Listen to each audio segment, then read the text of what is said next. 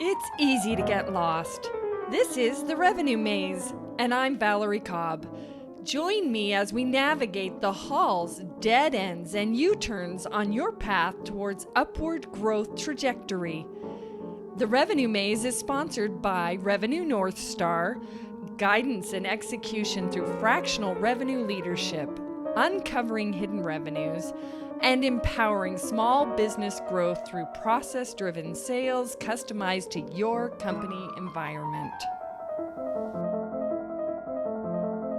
Welcome, everybody, to another great episode of the Revenue Maze. I love this guest. This is going to be so much fun today. I don't know many who literally wrote a children's book that trained 62 astronauts. I mean, that just sounds so much fun. And it may be behind him. I don't know. Anyways, and he gives star shows at a planetarium, which is really kind of cool. And recently he was on this really fabulous retreat that we're going to talk about a little bit. And he's a writer and author, and I'm going to let you wait for this one. I'm not going to tell you all about him at this point. We'll get that in the whole storyline. But welcome, Michael Neece. Super glad to have you on. Valerie Cobb, it's such an honor to be here. I've heard your podcast, and it's a privilege to be counted among that select few. Yeah. Well, I'm glad you've heard it and like it. That always makes me happy, for sure. I want it to be fun for people to listen to, but also informative. So anyways, before we get into your life and what brought you to this point and all the amazing things that you're doing, we always answer one question, right? What is one thing that you can tell the listeners and viewers that can help them get out of the revenue maze? It may be the question, right? You know, I love the question. I think when you consider what business is, I think it's all about people, right? And so my very straightforward answer is that you really have to get the human components of business right. And that may sound like too generic an answer, so I can elaborate just a little bit. Well, I was going to say, give us a little bit of pointers, because that's very important. So give us some pointers. Sure. Yeah. So I guess one of the first things that I talk to anybody that I mentor or anybody that I do business with is you have to remember that we as human beings, we want to think that we are logical and that we just happen to occasionally have feelings. And in fact, we are very, yeah, exactly. But really, in fact, we are emotional beings who flatter ourselves and think that we have good logic, right? Yeah. So when it comes to making decisions, I mean, you're always funneling those decisions through the emotional centers of your brain. And so I think it's really important to know, what is my emotional state when I'm making a big decision? Can I anticipate your emotional state if you're one of my colleagues or one of my customers? Or can I outright ask you if I feel comfortable enough? And, you know, when we do that, we make much better decisions, right? The other thing is that, you know, the emotional centers of the brain don't understand time. And so, you know, emotions can kind of tamp down if you just give it enough time and really rethink. What is my reasoning behind this decision, right? If you're about to send off an email and you're red hot about it, you know, it may not be the right time to send it. You might have to reconsider and think about it. So just being aware that we are emotional creatures, I think that's one big piece of it. And stemming from that is the other big element of, you know, the human factor in business. Yeah. And that's, we have to be kind to each other. It is so easy to get into the mode of, you know, we have to make this decision. We have to decide, you know, what are we, you know, what is our new project and how are we approaching that project? You get so into the weeds of that sometimes the niceties of life get lost. And the niceties of life are the best part of life. You know, when you meet somebody who's new and that you're bringing into your business, or that you're you know, trying to conduct business with, gosh, getting to know them can be, you know, 90% of the joy in your workday, right? So I would say that, you know, finding a way of always being kind even when the other person in the room may not be, at least you can hold your head high in how you acted. So I think you've got to lead with kindness. Yeah, you can hold your head high is a very important part of that dialogue, because even if the outcome isn't the way that you would have liked it, you behaved properly, you can go home and live with yourself, right? I mean, that's one of the, it's like, at least I was kind. I mean, there's not, yeah. And I love that you say that there's emotion, you know, we are emotional beings. I think you and I have talked about this when we talked, you know, I can't remember if it was Simon Sinek's Start With Why, but he brings that out because we have a lot of things that we talk about is data driven, right? But Right. when I'm training like a sales team or even a CEO or founder, I will quite often say to that CEO or founder, you know, I can give you all the data in the world, but eventually you will buy on emotion, right? You will True. make that decision on emotion. I remember working with an engineer one time, and I gave him everything out and said, these are the data points for why this would mitigate all the risk, all of that kind of stuff. And I love data. Everybody knows I love data. But then it's eventually he was like hammering down on the table. He's like, but I still need more. And I said, I don't understand this. The next is a crystal ball to say absolute, right? So you Right. are going to have to make a decision based on what your feelings are with the data that I presented to you, right? Because it hasn't happened yet. I can't give you a guarantee. Yeah. Here's your choice, and it's emotional, right? And it's one of those, I just love that. And I'd love some examples from your life. Now, you brought this up. So I got to bring this up. Okay. All right. We're both Trek fans. We kind of talked about this, right? We are I Trek even fans. wore my special Star Trek tie for you today. Thank Right? you for Good, doing that. good stuff, right? Yeah, yeah. Fire away. Well, we know Spock, right? Yeah. If you're a Trek fan, you know Spock. And if you don't, you're not a Trek fan, then go figure out who Spock is. But everything, he's always got this battle between logic, which is what you talked about, right? Just now. Right. And then it is the emotions, right? And he's always trying to stifle the emotional side of his fence, right? Always. That's the give and take, the human play on it. Eventually, you always have whoever the captain is that he's talking to, whether it's a new generation Pike or if you're a Captain Kirk or whoever it is. And it's like, just make a decision. Well, I presented the ideas and data.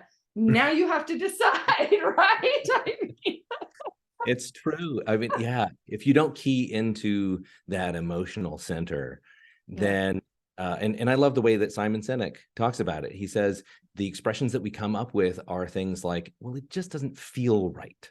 Right. Because you have to use the verb feel if you really are talking about decision making. And so, no, you absolutely hit the nail on the head. In my early days as a trainer, I was taught that the secret is to ask two questions at the end of whatever you've taught. Does this make sense? And does this feel right? Right. So if you say, does this make sense? And does this feel right? Now you've got them trying to use all parts of their brain to evaluate, did I get it? Yeah.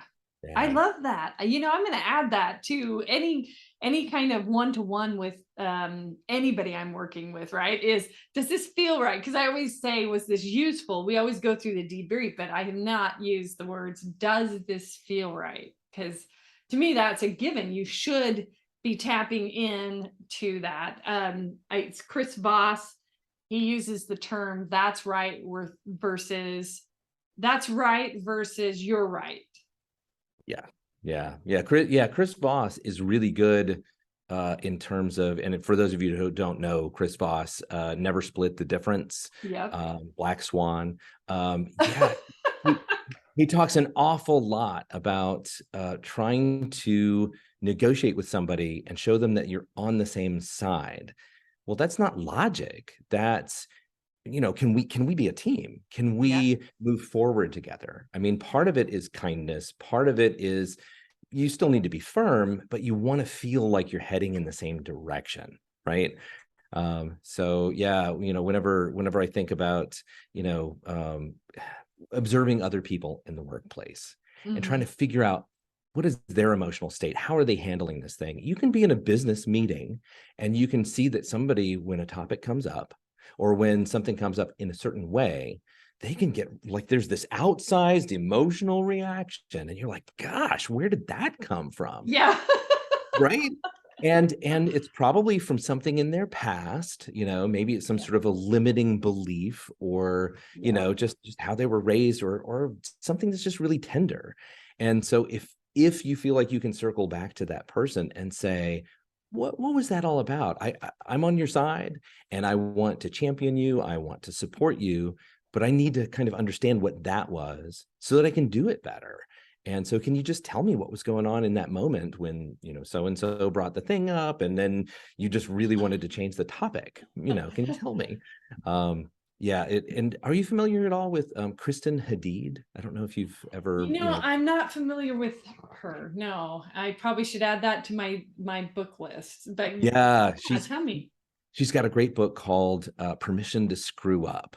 Oh, And yeah, oh man, she's really good. A lot of CEOs come to her and ask for advice on how to really be vulnerable and how to talk what's truth. yeah. But one of my favorite things that she talks about is limiting beliefs. Yes. She has an exercise where she will, give you a list of phrases and things that you can look at and say, does this resonate with me? Do I have an outsized emotional reaction to one of these particular phrases? And when you really dig deep and you start picking away at the scab and trying to understand what is that, you find out that there could be this big thing you bring to the table all the time to every negotiation. And if you understand it, you can harness the positive side of it. And if you don't understand it, the negative side is always going to pop up. So yeah, no, I'm going to write that book down because I'm a big fan of Shirzad Sharmin's Positive Intelligence, where he talks about the sage side of the brain versus the saboteur side, which is a similar thing, and using words like yes and versus but and some of those training techniques, right? yeah. But and then I use the word but. It's ingrained, right? Yes, and yeah. I'm sorry. I mean, I just felt like I should like package you in a little like box and have you on my shoulder when I'm working with people to just kind of have that soothing voice to remove that self-limiting behavior, because that's usually it is. It's because somebody in the back, something happened that triggered in the back. I always have my teams do disc assessments so that I know how to communicate with them in their style, right? Because Sure. that can trigger an event as well. I just feel like especially in the revenue maze, if our consumers, now this is where we kind of get down to, and it depends on who you are, on who your consumer is, right? Right. If our consumers also make decisions based on emotion, Sure. right? Yeah. Then being able to train sales reps, whatever, to try to do those techniques are going to increase your sales, right? I mean, that's because they have to be able to get in, talk to somebody, and identify quickly what maybe their self-limiting beliefs will be. And it's not about them, it's about the consumer, right? So I bet you have techniques for all of that, Well, no, I mean, I think you hit the nail on the head. If you want to be agile today, right? If you really want to implement quickly and you want to make the right decisions, the best decisions, Sure. then you have to really be thinking about all aspects of these human interactions and these limiting beliefs that people bring to the table. My boss at my day job, I work in pharmaceutical research and development. And he talks about moving at the speed of trust. Oh, I If like that. yeah, if you're in the middle of trying to work with a team, you don't you could be under a time crunch where you are trying to deliver some sort of a medicine to patients who are really desperately in need, right? They have hope and they have great worry, and so you're trying to deliver as fast as you can. So interacting with your teammates, the faster you can do it, the more you can hear something in the tone of somebody's voice, and you can immediately address things and immediately get down to business. Oh my gosh, it makes things so much easier and so much faster. If you feel like you can't speak up because it's not a safe environment, right? There's no emotional safety, there's no psychological safe space to say something, then it's a guarantee you're not going to be making the best decisions and you're not going to be moving quickly. Or if you're moving quickly, it's down the wrong path. And that's what we can't afford to do for any kind of customer in any business, right? You don't want to go down the wrong path because somebody was too afraid to say, hey, I think there's a better way. And I know this might hurt your feelings because I know you really like the way that you want to pursue, right? Yeah. Yep. So yeah, I mean, one really cool technique to make sure everybody gets heard is you start off every meeting with a round robin and you just say, hey, let's just check in with everybody. Let's find out, what's one thing everybody at the table is grateful for. It doesn't take very long. You get to know each other. You let down your guard. It really humanizes people when you hear about their gardens and their pets and their anniversaries and all of those good things. But it makes everybody psychologically ready to speak up for the rest of the meeting. If they spoke up in the first 5 minutes, they're ready to talk, right? And so that's one really good game changer that I have found is, get everybody to talk. The other is if you have to brainstorm some sort of idea, have everybody take 3 minutes and write down 2 or 3 ideas. Don't listen to each other. Don't put it in one place where everybody can kind of see it and benchmark what they're about to say off of what they see written, but have them write it down silently and then talk about the ideas that they came up with. Now, some will overlap, but some may bubble up that nobody was going to say out loud once they saw the first thing written. Like they'll think, oh, my idea is dumb, right? So those are just a couple of ways that I make sure I interact with teams that I'm, either developing or that I'm leading to try to make sure everybody gets heard and feels comfortable talking. That jogs something. I know that Jay Williams, who was also on the podcast, he's constantly working to have his employees feel heard and valued, right? And there's always ways that we're trying to do that. And it kind of brought up in my mind something that I need to start doing because I have forgotten about it. In new product development, in revenue, you cover new product, sales, service, and marketing, right? So you're kind of unifying those teams. And one of the things that we used to do is we would play when you bring in a peer advisory group, right? A group of the customers, you've got to do ideation sessions to get them free flowing, to not feel like it's a dumb idea, right? Right. And so when you're talking about bringing that back to the teams, that's kind of the yes end game. It's like, well, I have a pink elephant, and you start with a stupid comment so nobody feels, go. And I could tell you after we get off the show, I'll tell you about a time when I had to sing. I was singing because I sang opera for like 18 years, Oh, and wow. I was at a recital, and I Are you had mezzo? Where are you in range? Where do you sing? a coloratura soprano. Oh, wow. Okay. Yeah, Oh, yeah. wow. And so one time, okay, I'll share the story because it Please. exposes, it's vulnerable, right? Yeah. I was and I was I started a recital, and this was students. This was way back when I was younger, but I started off a recital, and I think it was to try well, there's all varying levels of singers at those recitals, right? And apparently I was a good one. I'm just saying that, but I'm not saying that for, anyways, I was good.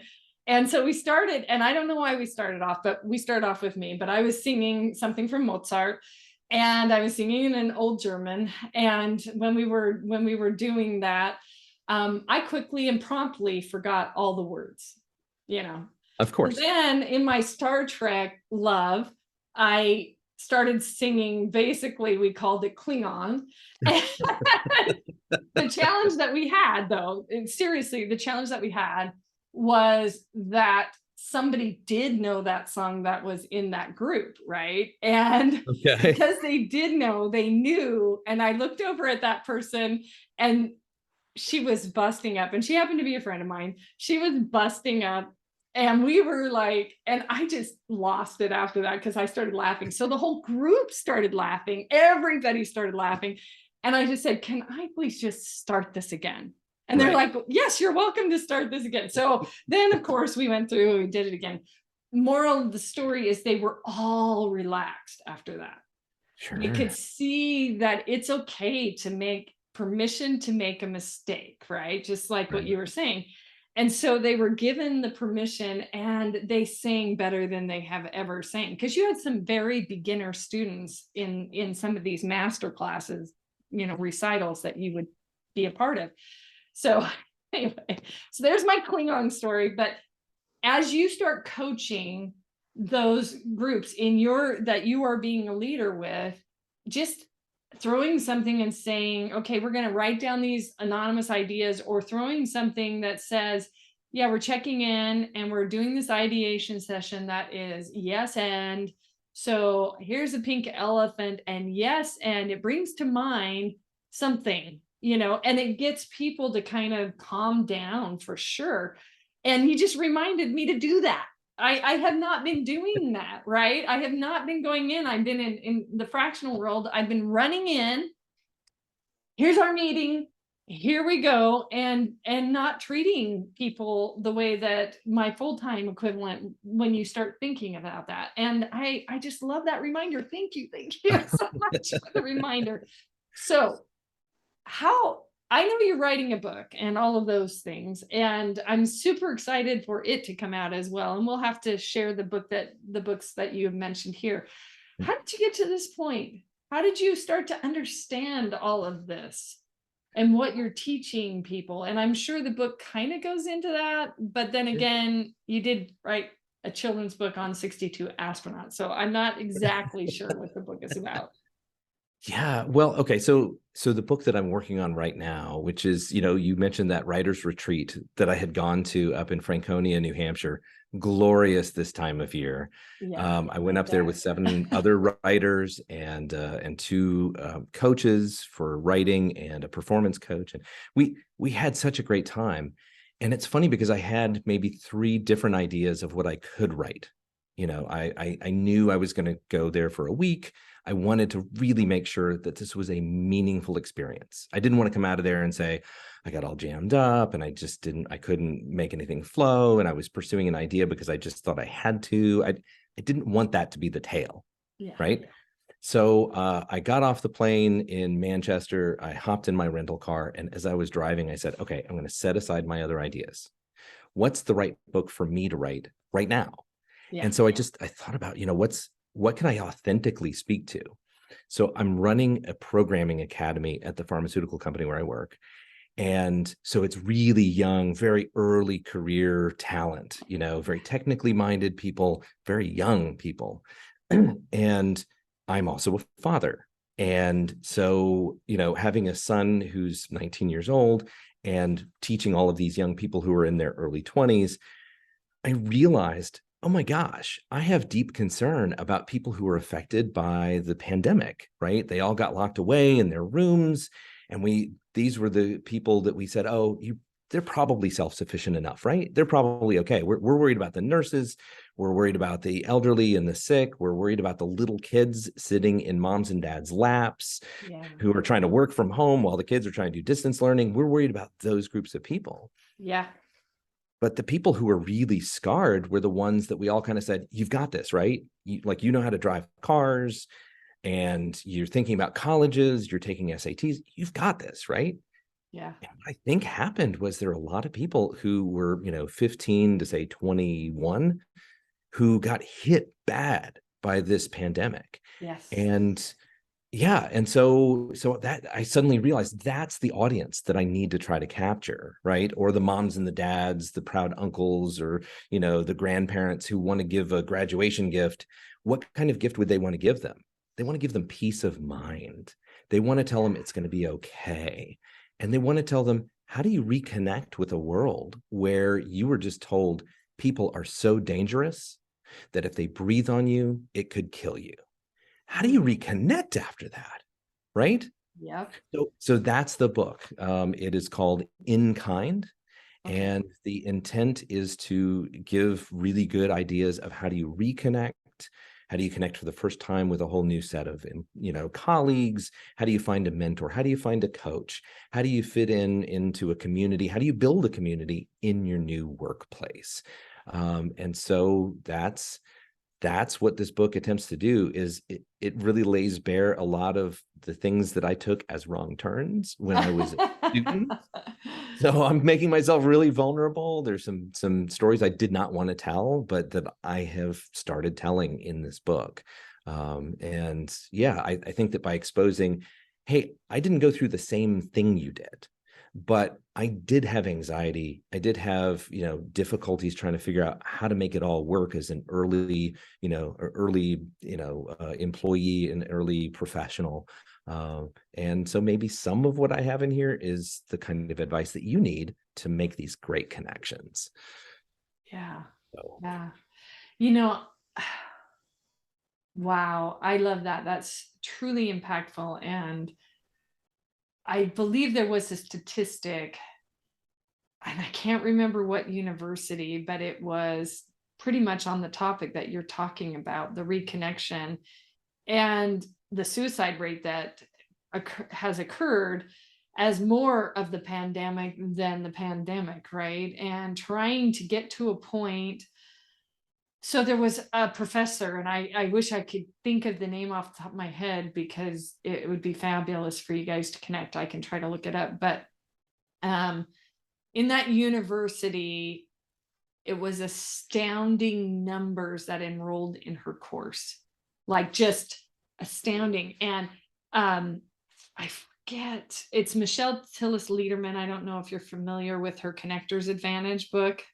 I'm not, but Okay. Well, she uses a TED talk in there from a BYU, Brigham Young University professor that talks about connection and lifespan, right? Oh, well, And you're okay. talking about reconnection.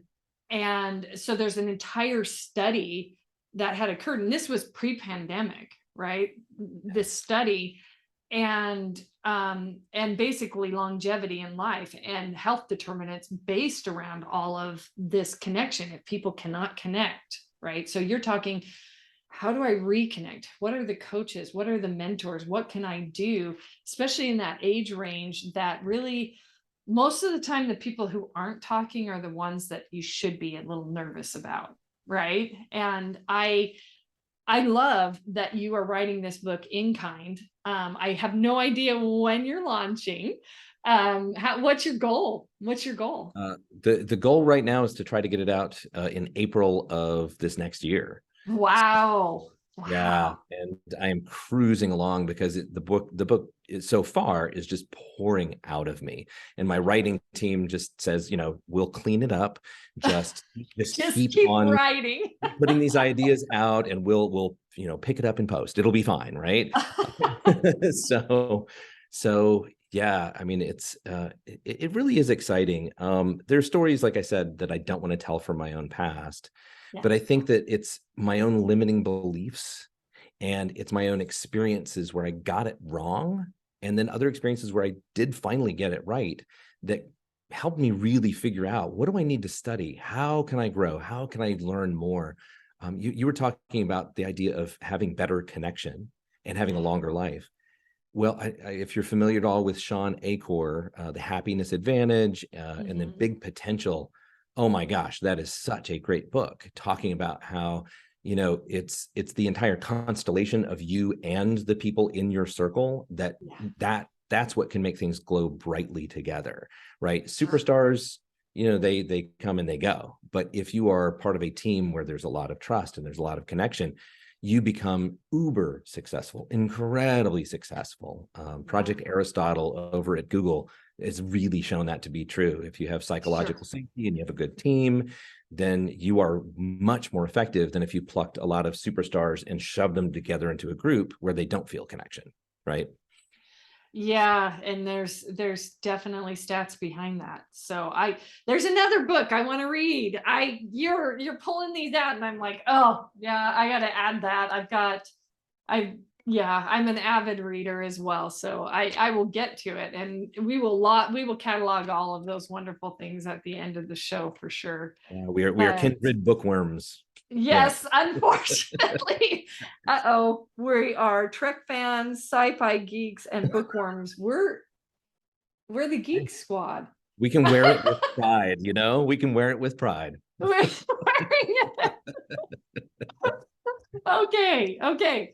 So in the last few minutes, there are so many wonderful things that I think humanize you. Obviously, you talked about your son. You've talked about just your family and your life and that kind of stuff.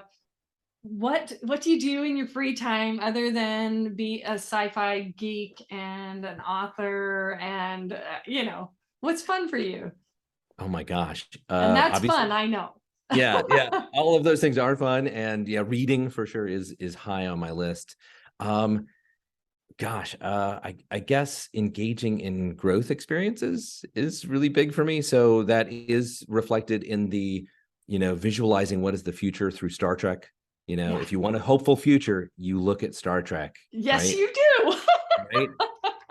So there's a lot of that, and then there's what you would probably call non-geek stuff, which is I love hiking. I love getting outside in nature. I Yeah. love tenting and just camping. I think that is a blast, because if you forget that you're on a planet right now that you can go explore at any moment, then I think you've really lost some of what it means to be human. And so I love that.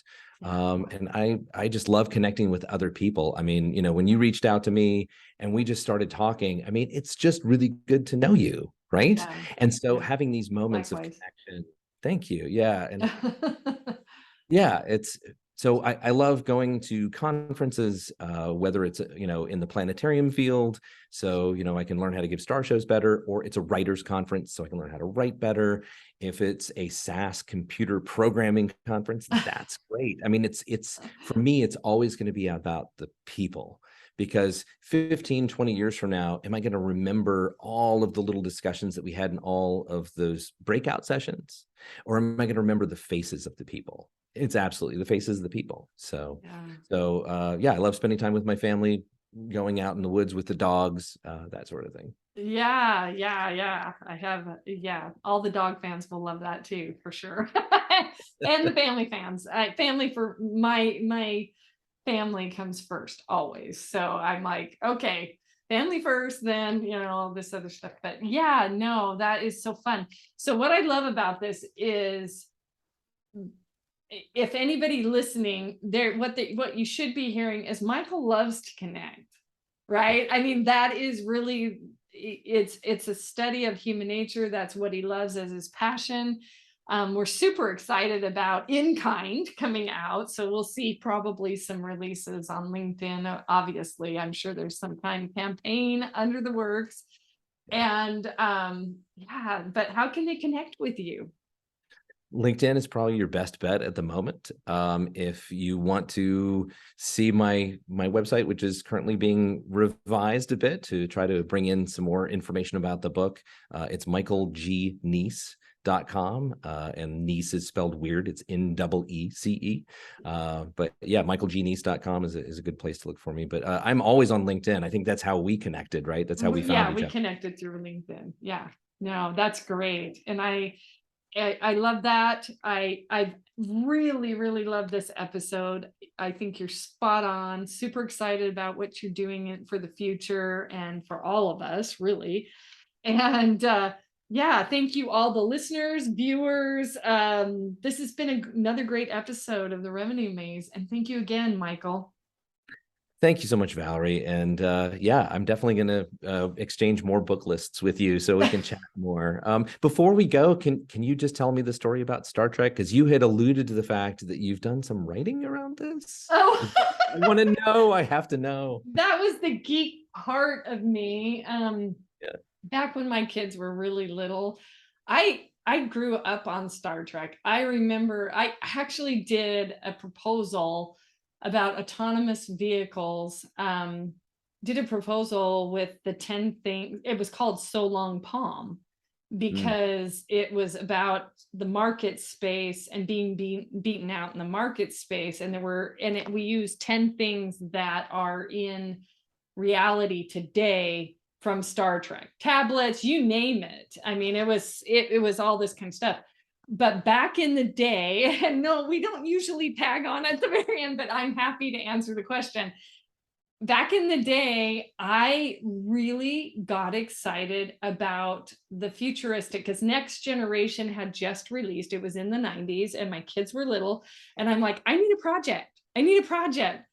I'm going to learn how to write a script, and I'm going to probably not get it accepted, but the journey is going to be so fantastic. So I went through the whole process. I had this coach that helped me in script writing. He reviewed all of it.